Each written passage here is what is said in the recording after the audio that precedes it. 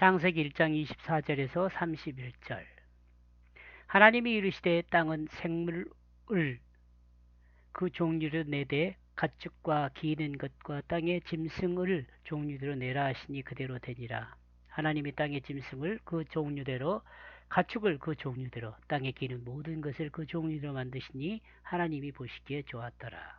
하나님이 이르시되 우리의 형상을 따라 우리의 모양대로 우리가 사람을 만들고 그들로 바다의 물고기와 하늘의 새와 가축과 온 땅의 땅과 땅에 기는 모든 것을 다스리게 하자 하시고 하나님이 자기 형상 곧 하나님의 형상대로 사람을 창조하시되 남자와 여자를 창조하시고 하나님이 그들에게 복을 주시며 하나님이 그들에게 이르시되 생육하고 번성하여 땅에 충만하라 땅을 정복하라 바다의 물고기와 하늘의 새와 땅에 움직이는 모든 생물을 다스리라 하시니라.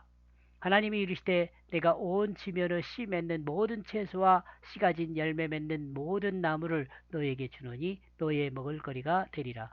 또 땅의 모든 짐승과 하늘의 모든 새와 생명이 있어 땅에 기는 모든 것에게는 내가 모든 푸른 풀을 먹을거리로 주노라 하시니 그대로 되니라. 하나님이 지으신 그 모든 것을 보시니 보시기에 심히 좋았더라. 저녁이 되고 아침이 되니 이는 여섯째 날이니라. 그리고 하나님은 말하고 있다. 이 땅에서 호흡이 있는 살아있는 생명이 짐승의 종류로 나오게 만들라고. 이 땅에서 살아 움직이는 것의 종류대로 이리하여 그대로 있게 되었다. 창세기 1장 3절에서 23절까지의 내용을 요약 의미적으로 구원의 의미론적으로 한번 생각해 보면 이와 같습니다. 말씀의 생명으로 영혼을 거듭나게 하시며 무루 생명으로 인간의 하나님의 뜻이 인간의 육체를 사용하게 하셨습니다. 그리고 이 거듭난 생명이 결실하게 됩니다. 거듭난 모든 그리스도인은 새 생명으로 부활하여 예수를 닮은 생명이 됩니다. 예수를 닮은 그리스도인은 그 삶을 통해 말씀을 드러냅니다. 빛 대신 예수 그리스도가 있듯이 주님의 그 빛을 반사하는 그리스도인은 시간과 공간 안에 하나님 말씀을 닮은 모습으로 드러납니다. 하나님의 축복은 죄악으로 죽은 자에게 예수 생명이 채워짐을 축복이라고 말하고 있습니다. 다 아는 이야기이지만 하나님의 말씀으로 창조하셨습니다. 이를 하나님 말씀이 창조하였다고 합니다. 그리고 요한복음에서는 하나님 말씀이 예수 그리스도라고 말합니다. 6일째 되는 날에 짐승을 만드셨습니다. 바다에 동물도 있지만 짐승을 호흡하고 있는 땅에서 움직이는 것을 말합니다. 이 짐승을 종류대로 만들었다고 합니다. 그리고 하나님이 말씀하신 대로 되었다고 합니다. 하나님은 말씀의 뜻을 담아 선포하셨고 그 뜻을 따라 실체가 드러남을 말하고 있습니다. 창조에서도 하나님과 말씀과 뜻은 동일하게 함께 계셨습니다. 그러므로 하나님은 인간을 창조할 때 우리 안의 형상이라고 말합니다. 우리 안의 형상이라고 말합니다. 비록 복수로 말하지만 셋이란 말이 아닙니다. 그러나 인간이 하나님을 이해할 때는 셋으로 이해할 수 있습니다. 왜냐하면 하나님이 자신을 이와 같이 계시하시고 계시기 때문입니다. 이런 점에서 삼위일체는 인간을 위한 계시에서 드러난 이해라 할 수 있습니다. 25절.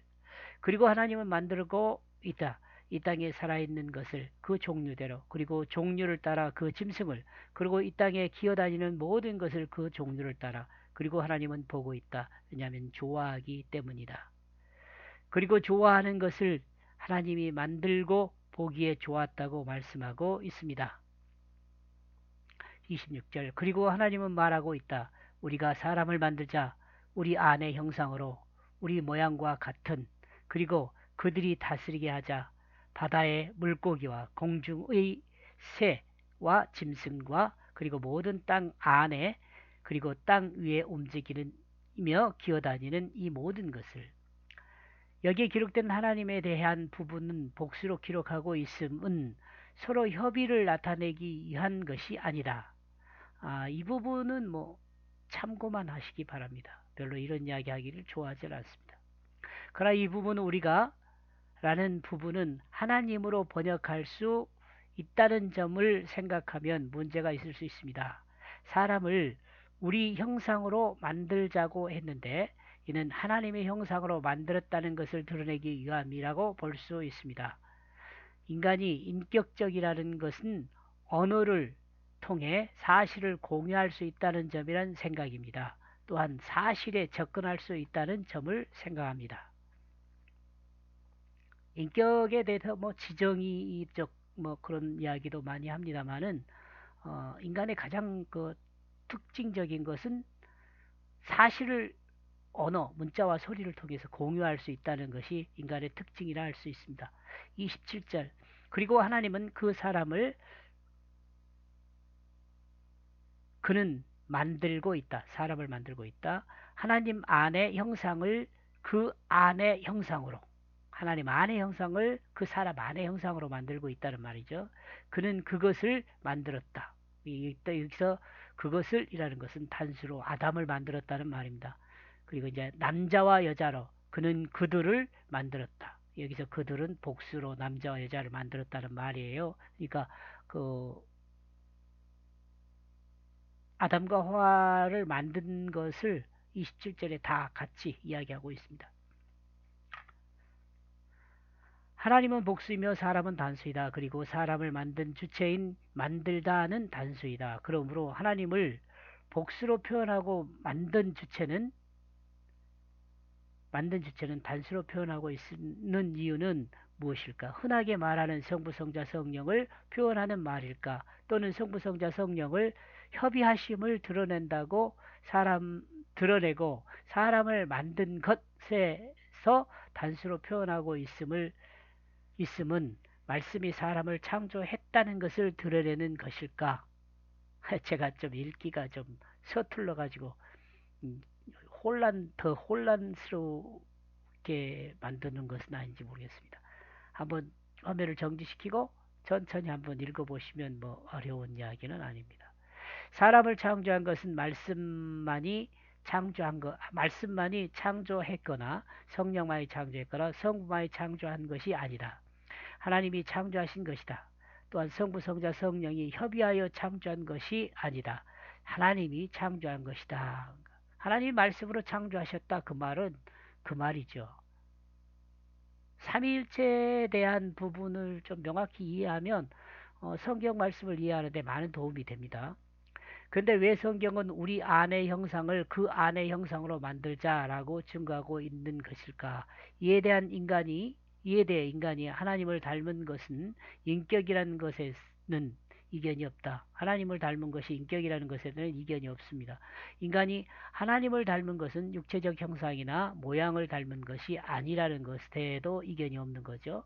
이와 같은 생각을 논쟁의 여지가 있죠. 이와 같은 생각. 앞에서 한 이야기입니다. 인간에게 하나님의 형상이 있다는 것은 육체의 눈으로 볼 수 있는 것이 아니다. 이 모양은 정신 속에서 상상하는 모양이다. 그러므로 이 형상은 인간의 이해의 범위가 아닐 수 있다. 그러므로 하나님은 인간이 이해할 수 있는 범위 안에서 인간이 이해할 수 있는 하나님을 계시한 것이다. 참 어렵네요. 그러므로 계시한 하나님은 말씀하시는 하나님, 말씀이신 하나님, 말씀의 뜻으로 드러난 하나님, 이게 성령, 성자, 성부 이렇게죠. 그러므로 사람이 하나님을 닮은 것은 하나님을 닮은 뜻을 가지고 말하고 하나님을 닮은 뜻을 가지고 말 또한 그 뜻을 육체를 사용하여 성취하는 것이라 할 수 있습니다. 앞에서 이야기한 내용 있죠. 문자를 통해서 공유한다, 의미를 공유하고 사실을 공유한다는 것에서 좀 우리가 집중했으면 좋지 않을까. 지정이라는 개념도 중요하지만 집중했으면 좋지 않을까 그런 생각입니다. 인간이 하나님을 닮은 것은 하나님의 내적 형상을 인간의 내적 형상이 닮았다는 것입니다. 하나님을 남자를 만들고 다음에 여자와 남자를 만들었다고 하는데 이는 남자를 두 번 만들었다는 이야기는 아닙니다. 28절 그리고 그는 그들에게 복을 주시고 그러므로 그 하나님은 그들에게 말하고 있다. 열매를 맺어라. 증가하여라. 가득 채워라. 이 땅을. 그리고 너희는 이 땅을 종속시켜라. 다스려라. 바다의 물고기, 그리고 창공의 새, 그리고 이 땅 위에 살아 움직이는 동물. 하나님이 그들에게 복을 주시고 있다. 그러므로 하나님의 말씀이 그들에게 말하고 있다. 하나님은 그들에게 복을 주고 있다. 이 복에 대해서 앞에서 이야기했던 것처럼 어, 인간이 복을 받는다, 하나님의 복을 받는다는 건 것은 어, 생명을 채우는 것입니다. 인간에게 생명을 채우는 것. 여기서 다스리다는 말은 섬기다는 말과 같은 의미인데 다리사는 것은 섬기는 것이고 섬기는 것이 곧 다스리시는 것입니다. 섬기는 것에 자기중심이 들어가면 자기 마음에 옳은 대로 행하게 됩니다. 이러므로 이때 다스림은 섬김이 되지 못하고 통치하는 것이 됩니다. 이해하시겠죠? 나보다 더. 예. 천천히 해야 하는데 이 본문이 좀 길어가지고 시간이 지금 11분 얼마 남지 않았습니다. 하나님은 그들에게 복을 주시어 사람이 물고기와 새와 짐승을 열매 맺게 하고 잘 다스려 증가하게 하며 땅을 종속시켜 가득 채우게 하는 사명을 맡기셨습니다. 이게 섬김이죠. 존재를 존재되게 하는 거. 이건 할 말이 많은데 예, 여기서 약하겠습니다. 하나님이 사람에게 이와 같이 맡기신 것은 사람을 믿기 때문이다. 그러므로 사람이 하나님을 믿는다면 자신을 하나님께 맡기는 사람이 되어야 합니다. 사람이 하나님께 자신을 맡기면 하나님이 사람으로 열매 맺게 하며 증가하게 하고 땅에 가득 차게 할 것입니다. 이것이 하나님이 이 사람에게 주신 복입니다. 29절 그리고 하나님은 말하고 있다. 봐라. 나는 너희에게 주었다. 이 모든 지면 위에 있게 한 모든 씨 맺는 채소와 그리고 이 모든 나무를 이 과일을 그가 맺게 했기 때문이다. 이 과일 나무는 너희에게 씨를 줄 것이다. 너희에게 음식이 될 것이다. 하나님은 사람에게 지면 위에 모든 씨 맺는 채소를 주었다. 그리고 모든 나무를 주었다. 왜냐하면 하나님이 나무와 열매와 씨를 맺게 했기 때문이다. 나무의 열매와 씨를 맺게 했기 때문이다. 하나님이 이루어 놓은 것을 사람이 취하여 누리게 하셨습니다. 그러므로 사람은 하나님께 영광을 돌려야 합니다.